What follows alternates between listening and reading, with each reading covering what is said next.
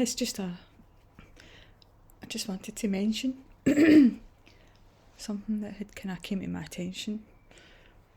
I'd noticed was a sort of a rise in these cases to do with the chat rooms where these men were organising this type of crime towards their wives, you know.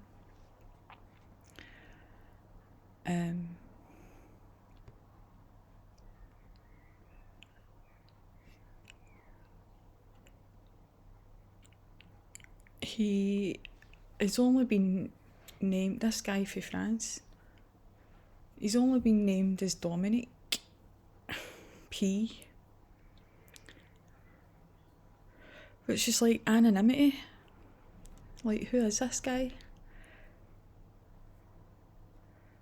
He's obviously an older man. It says that further down here he's a pensioner. And he's been married to his wife for 50 years. I'm just a bit concerned about the rise the rise of this, because there seems to be other cases as well.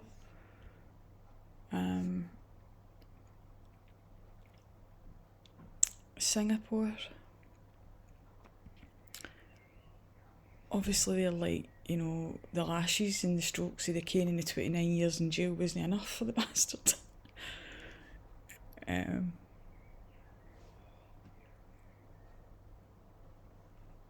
It's this, there's reports that are coming out from the P. Diddy investigation that this kind of behaviour is going on more than we really want to think about, and this is why I'm doing a video about it. Try to highlight the things that seem to be that the media, maybe, you know, they're talking about it, but they're not giving it the gravity that I think it deserves. And I think that these men should be made to be more, like, information about what these men are doing and how they're gathering and how they're organising. Without that kind of information, the public are really susceptible and without protection. And I don't know if this is enough to make the public aware that their safety is in jeopardy. And so I'm just trying to do my bit as somebody who definitely has got an issue with this here. We were seeing in Dubai, reports are coming out that, you know, different drugs are being used. Some are used to sedate, and some are used to sedate and have the person still conscious, but then they'll not remember it later. So it's just like the dentist, you know, you're conscious to a certain degree, but you don't remember. So this is something that I think is definitely taking hold online through Telegram and Discord. We've seen the life sentences being handed to some police officers who were involved with organising similar. It seems to me that these forums are organising to blackmail people, and some of them are doing it just purely for sexual motive, like this guy here. But there's other people that are doing it for other reasons, like maybe in the music industry.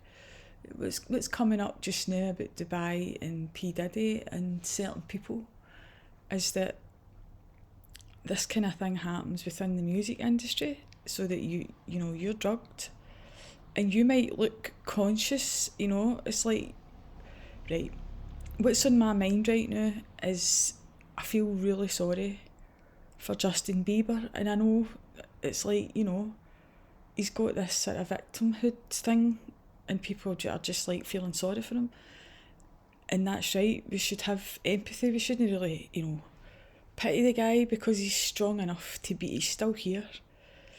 But I really do wonder, right, since he's been groomed when he was young and then handed over to these guys, these older men, there's footage that has come out and it emerged about him that I've looked at it and I've just thought to myself, I don't think he's going to remember that in the morning. And so the whole thing about consent and whether people are participating with fully informed consent when they're being drugged like that. The sophisticated drugs that they've got it's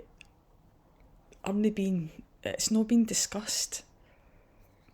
So I'm a wee bit concerned about, you know, the amount of people, right, that are being affected by this, and they've got absolutely no idea what's happening to them.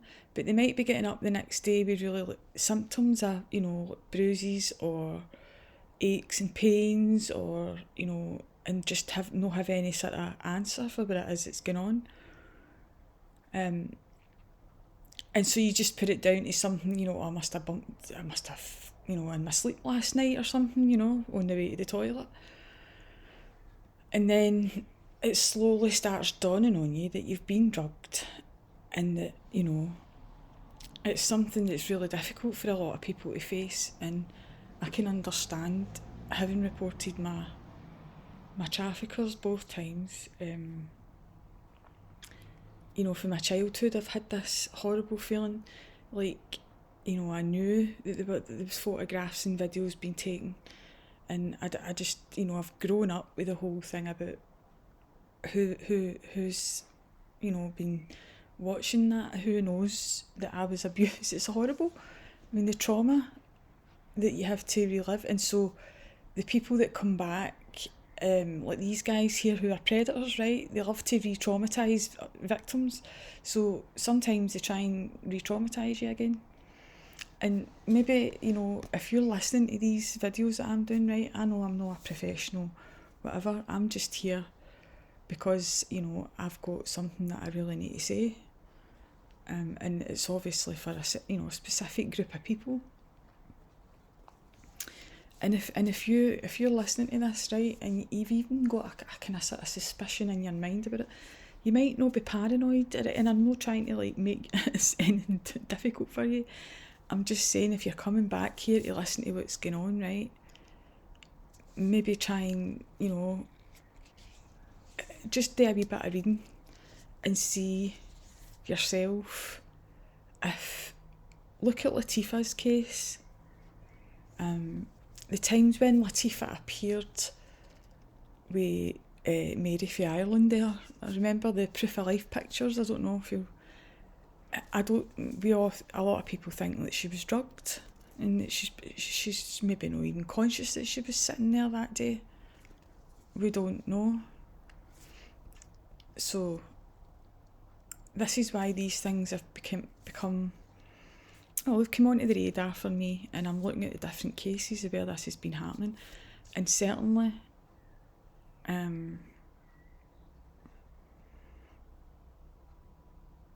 there's 51 men involved here, from 26 to 73.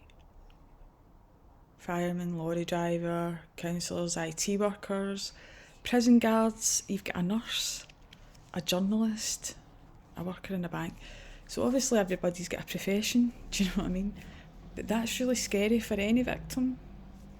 You know, to find out that all these strangers, and some of them, like prison guards are in positions of real trust and vulnerability with people that are really vulnerable, in a power dynamic.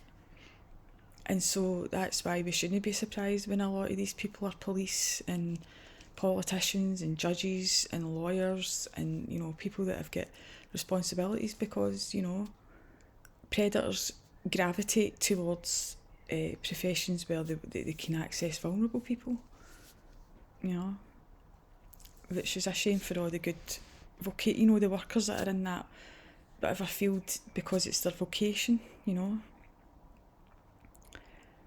And by God, we don't pay them half enough, do we? And they don't get enough support. So, tobacco and perfume are banned to avoid strong smells. That would have... oh God.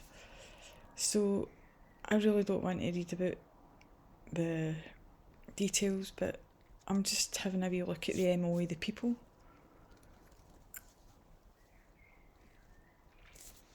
So he's doing this outside the home as well.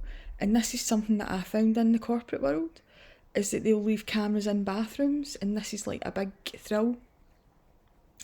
They just love getting people filmed when people don't know they're being filmed. And this is where the dupers delight in this, psychologists will call whatever name, each decade has got a different name for these people. Just now we're calling them narcissists or NPDs or, whatever it is. Used to be dark triad and, there's all different kind of expressions. Psychopath, predators, I call them, because they're criminals. As far as I can see, I think the guys that are doing this are obviously organised and they're criminals, and to say they're psychopaths or they're narcissistic or whatever, like that's taking it into the realms of them being ill. Because people that are ill haven't really got any, they've got a certain amount of, criminal responsibility, but it's definitely diminished, isn't it? So why do we keep making criminals to be ill and then giving heavy sentences to women for not paying their TV licence, for instance? I've noticed, talk about misogyny within our institutions having a direct impact, and it's just things that feminists would point out over the years and nobody listens,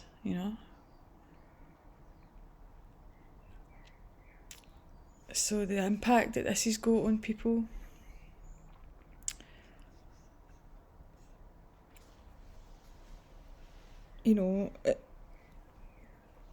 to come out and to speak about these people when you've been victimised by them. I mean, you've got to be one of the bravest people that, you're not a victim. You've not done anything wrong by being victimised. Do you know what I mean? But everybody, the culture has put the shame on the victim, and there's something really, really sick about that culture, or criminal. The only people that I know that hate anybody that has been a victim of anybody's crime, whether it's serious, and if you've been a victim of, somebody's murdered your boy. I don't see a lot of people hating on people like that. But if you've been the victim of a sexual crime, there's a sort of shame on it, and there's also a shame on the perpetrators, which obviously that. But when the shame is placed on the victim, what other crimes can you think of where the shame is placed on the victim like that? I really don't know.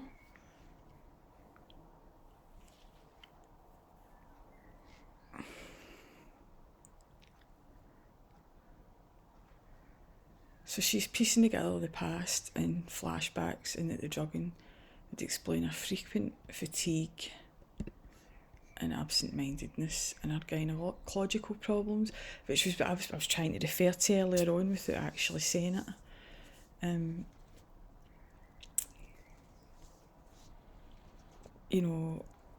Some people are really lucky, and as much as we haven't had any problems with that, but there's other injuries, that could happen, and there's pregnancy could happen, obviously, but this woman's obviously past that age. But if you're still of that age where you're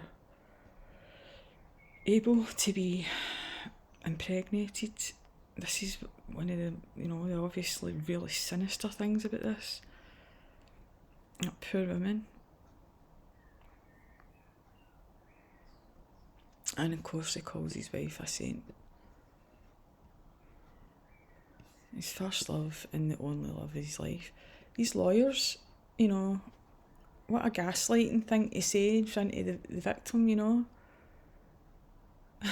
like, your husband's done this to you, and his lawyer's standing there saying, oh, but you're the love of his life. Do you know what I mean? Men. I mean, I had no idea, right? Like, I had a wee bit of an idea, but I had no, idea how bad, some men, really hate and detest and just want to hurt women, in spite of their, protesting about, I love women, all this kind of thing. They're protesting too much. Just be careful. Any sisters that are listening to this, if he's protesting too much, he's going out his way. He's over. He's the saviour. They're the worst. I call them shites in knight in armour. Because that's what they are, right? It's the big front, the white.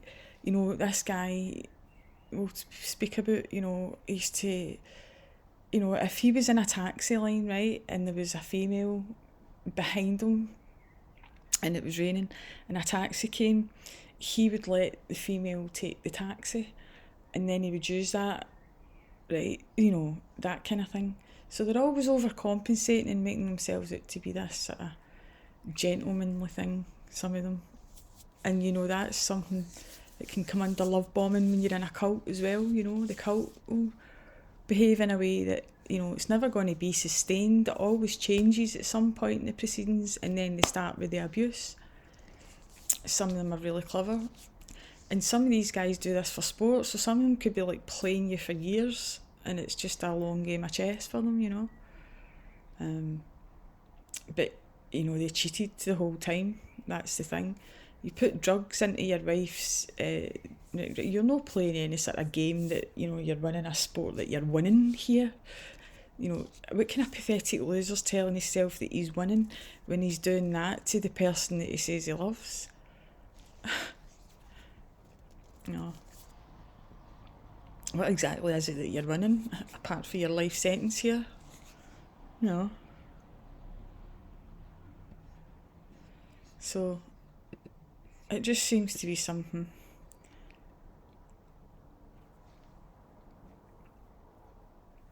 And you're going to find this happening more and more in places like America because of what's happening over there. What you'd be scared of there is that the women would end up getting the rap for that, because you can be actually criminally liable for that in Texas just now. Well, it's the same story. So, gonna keep yourself safe out there. It seems to me that Singapore, I'm not a great advocate of like violence or anything like that, with the old canes and stuff like that, but I think obviously men that have done stuff like this, right, deserve it. They deserve jail time, and people in the community deserve to be protected for people like that, and they need to be aware. So this is my wee bit today. I'm really not doing videos as much just now. I'm dealing with some problems with my health, and hopefully when I get back to normal I can get back into the stuff that I've been doing. I hope everybody's well, or the people that come on to listen. I don't know, you can always find me on Facebook if anybody wants to get in touch. Enjoy the rest of your evening.